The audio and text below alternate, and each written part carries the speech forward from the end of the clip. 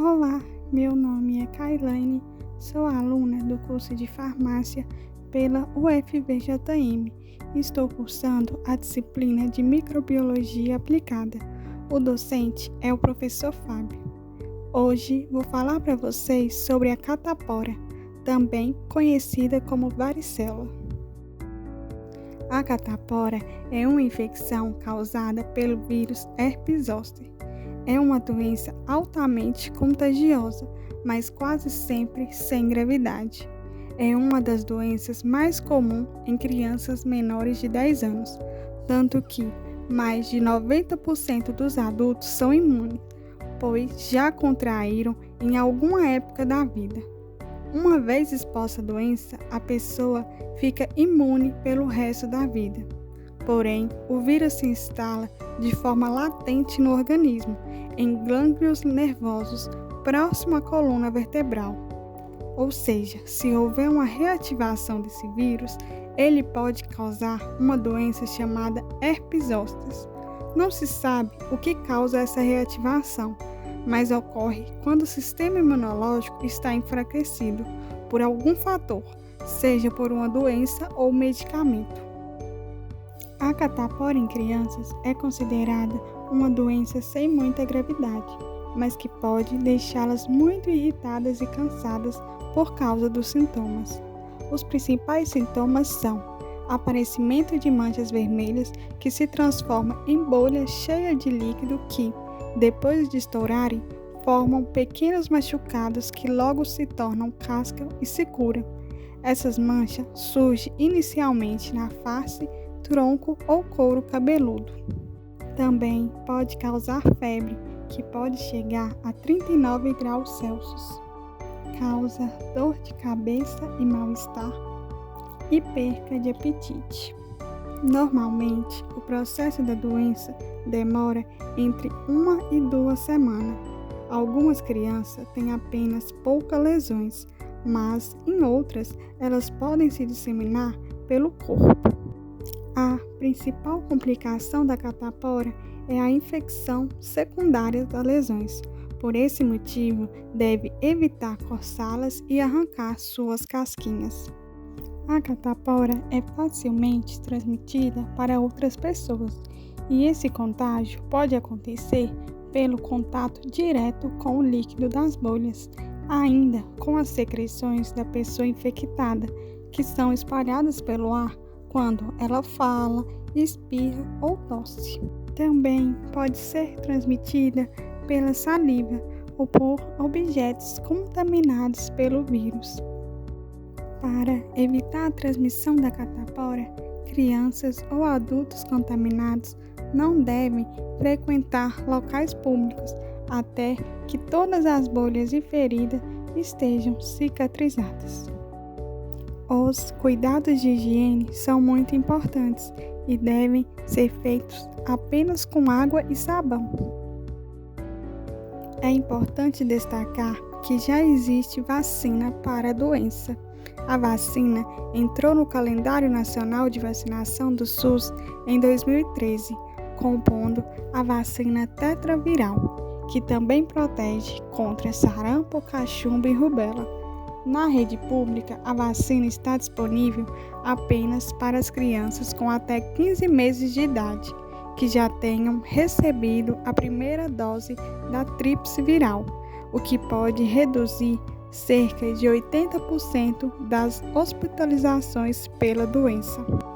Além da dose que deve ser administrada ainda no primeiro ano de vida, a Academia Americana de Pediatria e a Sociedade Brasileira de Pediatria recomenda o reforço da vacina entre os 4 e 6 anos de idade.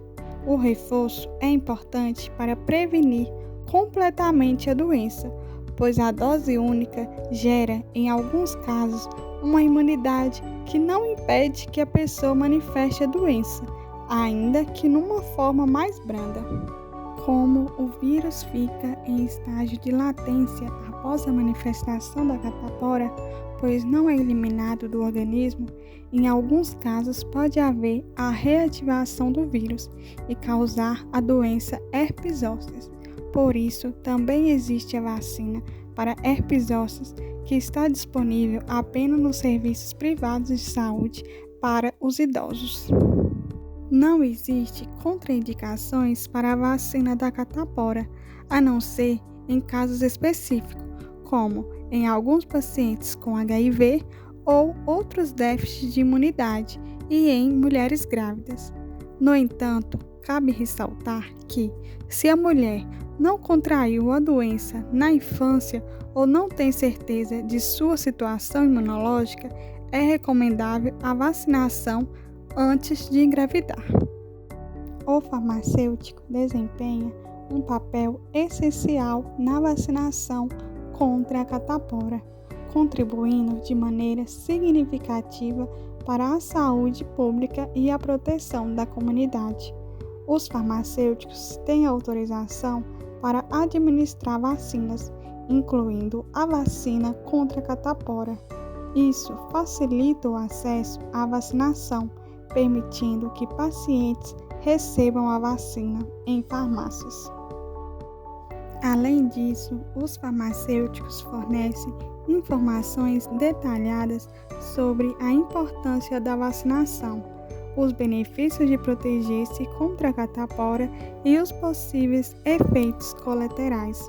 Esclarecem dúvidas sobre o calendário vacinal e a necessidade de dose de reforço, ajudando a garantir que os pacientes compreendam e sigam as recomendações.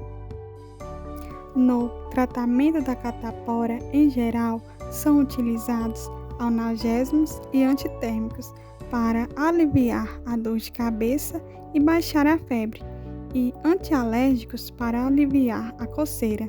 Também pode ser feito com compressas de água fria para diminuir a coceira. O diagnóstico da catapora não é feito por meio de exames laboratoriais para confirmação ou descarte dos casos de varicela, exceto quando é necessário fazer o diagnóstico diferencial nas situações mais graves. Os testes sorológicos mais utilizados para confirmar o diagnóstico são ensaio imunoenzimático, ELISA, aglutinação pelo látex, imunofluorescência indireta e reação em cadeia da polimerase, PCR, que é considerada o padrão ouro para o diagnóstico da infecção pelo vírus herpes zoster. Também, o vírus pode ser isolado das lesões vesiculares durante os primeiros 3 a 4 dias de erupção, ou identificado pelas células gigantes multinucleadas em lâminas preparadas a partir do material obtido do raspado da lesão, ou pela inoculação do líquido vesicular em cultura de tecido. Porém, a identificação das células gigantes multinucleadas não é específica para o vírus herpes zoster. A identificação do vírus herpes zoster pode ser feita pelo teste direto de anticorpos fluorescentes ou por cultura em tecido, por meio do efeito citopático específico. Porém, esse método é de alto custo e sua disponibilidade é limitada. Não há dados consistentes sobre a incidência da catapora no Brasil, uma vez que somente os casos graves, internados e óbitos são de notificação compulsória. No período de 2015 a 2024, foram notificados 335.641 casos de catapora no Brasil.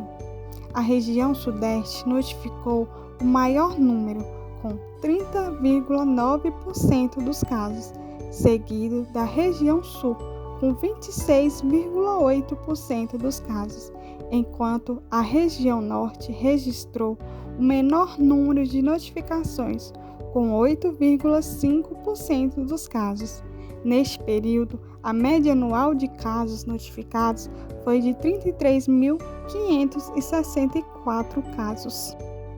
A faixa etária com a maior frequência de casos notificados foi a de 5 a 9 anos, com 32,2% dos casos. seguido pela faixa etária de 1 a 4 anos, com 27% dos casos. O menor registro foi observado na população maior que 59 anos, com 0,5% dos casos. Espero que possa ter contribuído um pouco para o seu conhecimento da catapora. Obrigada pela atenção.